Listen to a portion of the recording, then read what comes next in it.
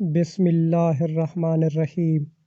ابو مسعود انصاری رضی اللہ تعالی عنہ سے روایت ہے کہ نبی کریم صلی اللہ علیہ وآلہ وسلم نے فرمایا، سورج اور چاند میں گرہن کسی شخص کی موت سے نہیں لگتا، یہ دونوں تو اللہ تعالیٰ کی قدرت کی نشانیاں ہیں، اس لیے اسے دیکھتے ہی کھڑے ہو جاؤ اور نماز پڑھو۔ صحیح بخاری حدیث نمبر 1041۔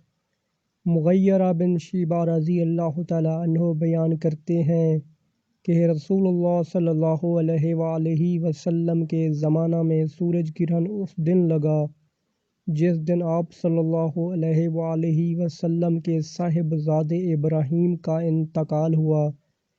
بعض لوگ کہنے لگے کہ گرہن ابراہیم کی وفات کی وجہ سے لگا ہے، اس لیے رسول اللہ صلی اللہ علیہ وآلہ وسلم نے فرمایا کہ گرہن کسی کی موت و حیات سے نہیں لگتا، البتہ تم جب اسے دیکھو تو نماز پڑھا کرو اور دعا کیا کرو۔ صحیح بخاری حدیث نمبر 1043۔